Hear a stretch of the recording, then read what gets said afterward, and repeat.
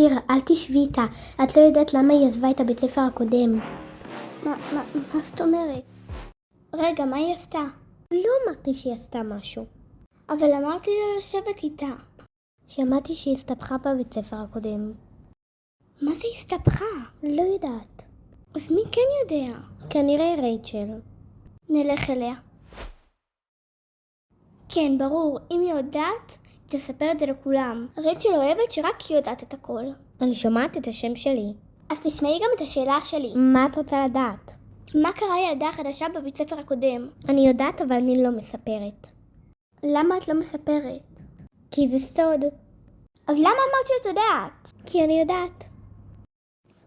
זה מעצבן. כן, אני יודעת. רייצ'ל, חכי רגע. מה את רוצה? תגידי לי רק דבר אחד. אני לא רוצה. אבל עוד לא שאלתי. אולי השאלה שלי תהיה טובה? לא, די. את אפילו לא יודעת מה רציתי לשאול. אני מכירה אותך. את מכירה אותי רק 3 ימים. זה מספיק, את רוצה לדעת כל דבר. את שאלת את המורה אם היא בהיריון.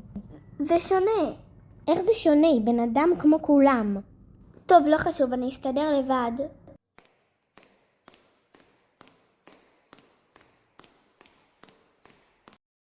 אוי, הנה היא. פסט, שמעתי שהילדה מאחורה הסתבכה בבית ספר הקודם. כן, גם אני שמעתי עליה דברים ממש לא טובים. אוף, מדברים עליה. היי, שכחתי להציג את עצמי, אני שיר. היי, ואני מאיה. אני יכולה לשאול אותך משהו? תלוי מה. לא משנה, את רוצה לשבת איתי ולמנוע בהפסקה? את רוצה לדעת למה עברתי, נכון? אני דווקא הייתי רוצה לדעת. רייצ'ל, זה לא ענייננו. אותי זה כן מעניין. זה בדיוק הבעיה. אוי, די להיות צדיקה פתאום. לא צדיקה. אז תשאלי אותה. לא שאל. יפה לך שלמדת להתאפק. טוב, הלכתי ביי. את זוכרת שאמרתי לך ששמעתי שמאיה הסתבכה? נו. אני חושבת שטעיתי. מה? פשוט אתמול שמעתי מישהי אומרת את זה. ומי זאת? רייצ'ל. היא כנראה יודעת משהו, אני הולכת אליה. רייצ'ל, אמרת לנועה שמאיה הסתבכה?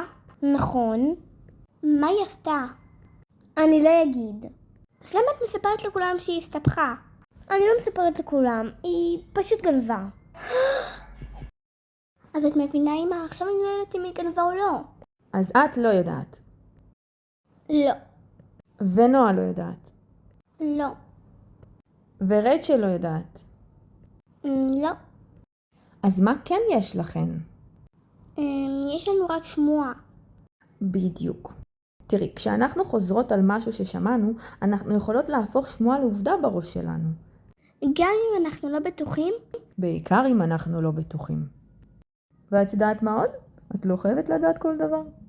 מה, אמא? זה הדבר הכי קשה שאמרת לי עד היום. טוב, מוטב שתלכי לישון עכשיו. לילה טוב. לילה טוב, אמא.